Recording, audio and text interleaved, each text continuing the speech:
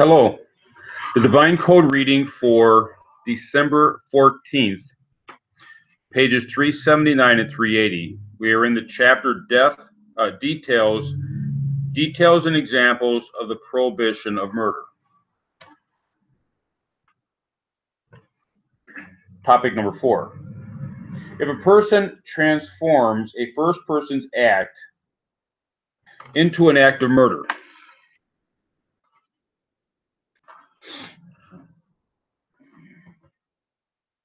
the second person is liable. For example, if a first person pushed someone into a pit and there was initially a ladder there that could have been used to climb out, and a second person removed the ladder with the intent to kill, or likewise, if the first person threw a spear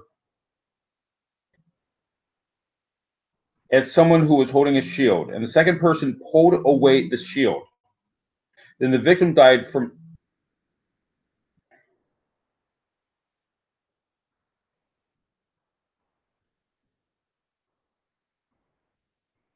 Then if the victim died by starvation in the pit or by the spear, then the second person is considered to be the murderer and is liable for capital punishment in a court of law. From the Rambam, The Laws of Murders, 311. These are cases of indirect murder.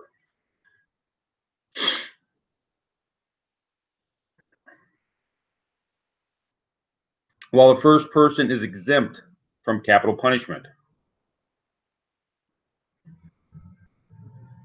So we're not being told that the first person intended the murder, and the assumption is that the pit is just deep enough that the person cannot climb out, but not so deep that he would die from the fall. And the spear, the assumption is that the person was holding a shield. The person intended to hit the shield with the spear, not to kill the person. So the other person's action is what caused the death. And even though these are indirect causes of death, they're considered in a category of what would be a capital offense by a court of law. This applies even if the victim put himself in the situation. For example, he descended into the pit on his own accord when the ladder was there, or put himself at risk in some other hazardous situation while taking appropriate measures for safety. So the person is climbing a tree. He has a ladder next to the tree so he can get up to the branch, and someone takes the ladder away. Then the person falls trying to get down from the tree.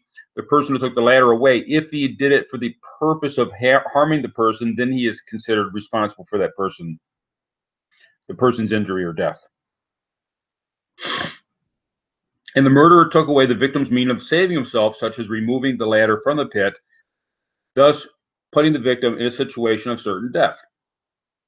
However, if the first person lethally shoots and thereby mortally wounds the victim, and there is a doctor available who could heal the victim, but the second person prevents the doctor from doing so, only the shooter is liable to be punished in a court for murder and not the second person. The ruling from Tractate Sanhedrin 77b, if there is an available doctor who has the medicine to heal, the injurer is not liable, applies only to Jews. So in the Jewish halakha, this is the difference between the Jewish halakha and the non-Jewish halakha. If the doctor is available to heal someone who got shot, but the doctor does not heal him, then in the Jewish law, the shooter would not be responsible. But in a non-Jewish law, the shooter would still be responsible if he intended the murder and he did the action that caused the death. This case is dissimilar to the previous case of indirect murder by the person who removed the ladder that could save a victim from a pit, or a person who pulled away the shield that could save the victim from a spear. In this case of the pit, we're discussing the situation in which the pit is not so deep that the person would have a fatal injury from the fall, but it is so deep that steep that a person cannot climb out on his own.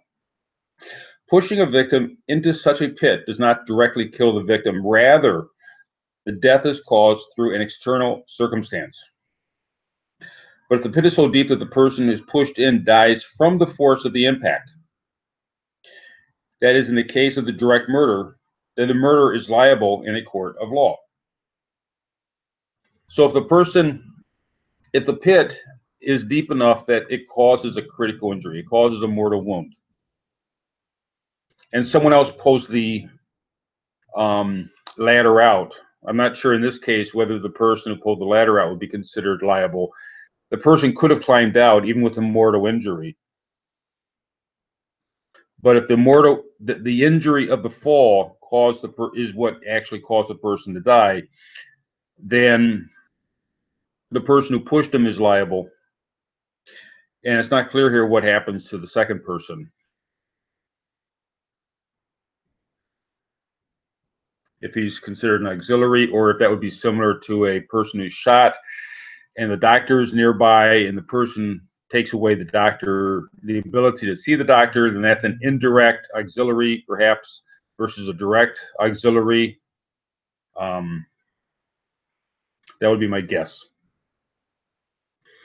Likewise,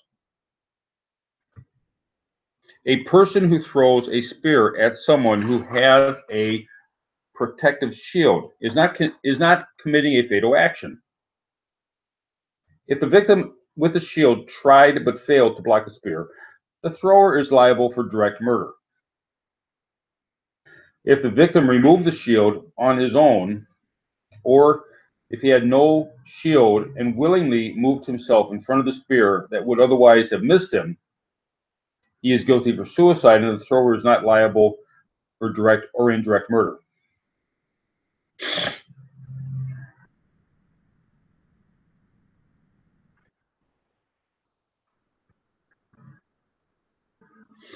So if in this case, okay, there's several different possibilities. One is that the person is throwing the spear at the other person, supposedly with the intent to kill the person,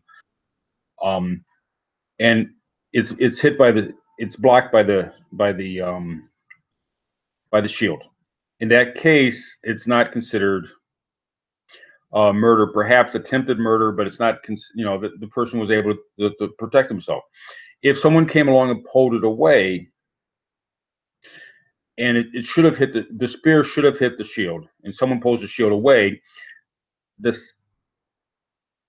thrower is not responsible. But the person that pulled it away, who did the direct action, who did a auxiliary direct action, would be liable. If the victim attempts to block with the shield but is not able to, then the thrower would be responsible. And we're kind of assuming that the thrower is it's either the person intended to kill, in which case it would be murder. If the person intended not to kill, but it was just a very dangerous thing to do, it was an irresponsible thing to do, that will be covered later on in the area of manslaughter. If the victim chooses to allow the spear to come into him and does not block it or get out of the way, then that would be suicide, and the thrower of the spear would not be liable because it was not his intention to kill the person. Although, again, the whole issue of manslaughter may come in if it was a dangerous situation.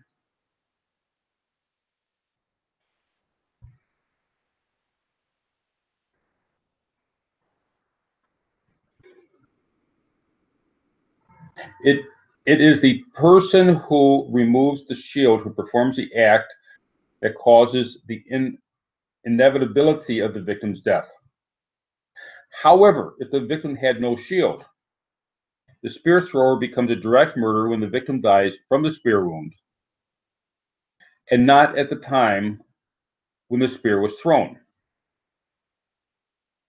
In that case, the spear thrower caused the death to become inevitable.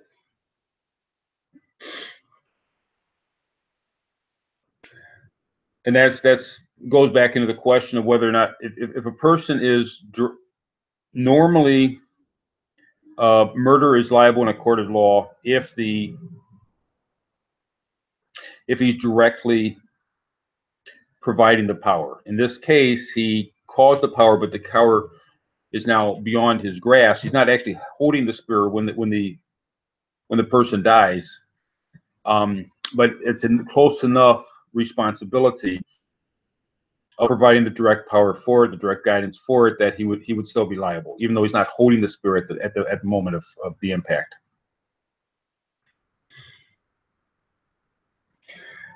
But in the previous case in which the spear was pulled away, the cause of death was resulted from the spear thrower's action could have been avoided if not for the deliberate intervention of the person who pulled away the shield with the intent to kill.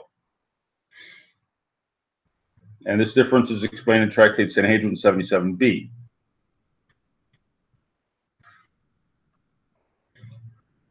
If an attacker mortally wounds a person, but the wounded victim is saved by a doctor, it is clear, or at least it should be clear. You know, that's kind of when it says things like it should be clear, that just points us to know that something should be clear. Not that it is, but it should be clear.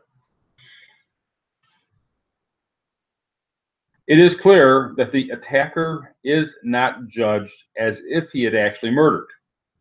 So you might think that the difference between situation A and situation B. In situation A, an action occurs and someone dies. In situation B, the same exact action occurs, but a doctor happens to be nearby and the person lives. You would think that from the perspective of the person, the attacker, is exactly the same. So why would one person be treated differently than another person just because of a fluke that there happened to be a doctor nearby? That's how it works, though. If the person dies, then it's a situation of murder. If the person does not die, then it would not be a situation of murder. So it's possible that we could argue that it's the same situation, and that's why it's explaining here that it's not the same situation. Whether or not the person dies would be an important variable in a court proceeding. Topic number 5. One who sent others to kill, or one who had hired an assassin to kill, is considered to be a murderer when the victim is killed, and he is liable to punishment punishment of death from God, as it says in Genesis 9:5.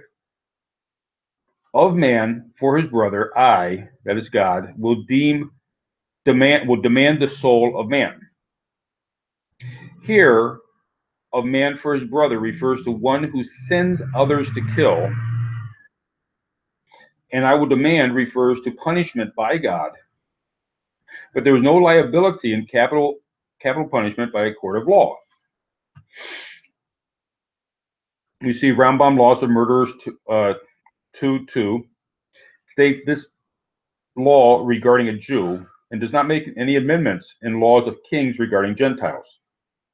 So it seems there is no additional stringency for Gentiles in this area. This is the approach of Minchot Chinuch Commandment 34 and the responsa of Shol Vu Mashiv in accordance with Rabbi Yochanan's opinion in Midrash Bereshis Rabbah, chapter 34.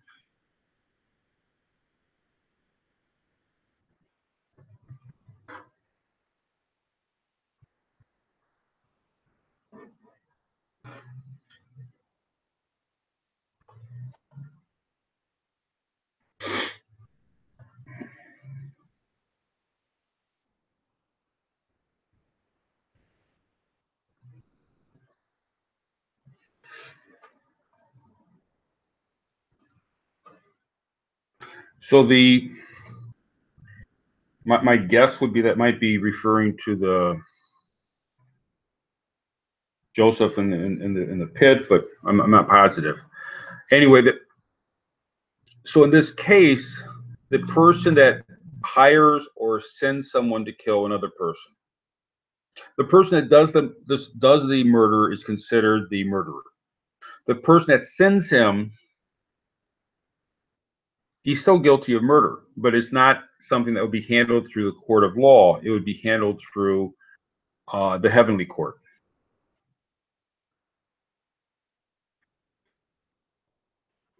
In that case, he would be an indirect murderer without any real connection. He's considered an indirect murderer, the person that hires or sends somebody else out, and that would be through the court, through the heavenly court. One who sends another to kill is considered a pursuer. See topic 1.8 below.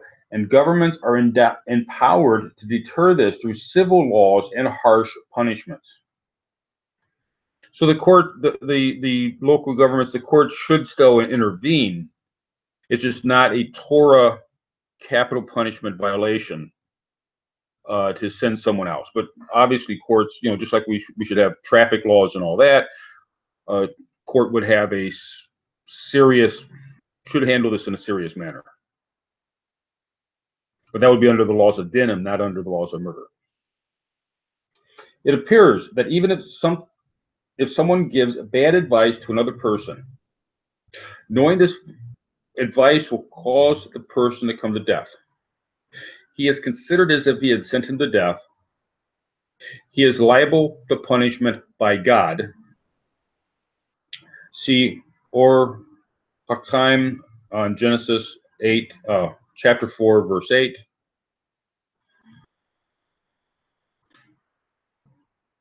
Just as one who hires a mercenary to kill. So it's similar if the person gives bad advice. He says,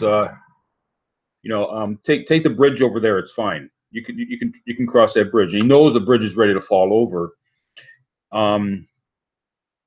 Something to that effect. Or drink this fluid. It's healthy for you, and it turns out to be not healthy. The person who gives bad advice that leads to someone's death or injury is responsible. But that would be similarly, a court could make rules saying, court could designate laws saying it's improper to do that, but the Torah law for a violation of murder would not count. It would be through the hand of heaven. It would not be through the court system that would put the person to death for that.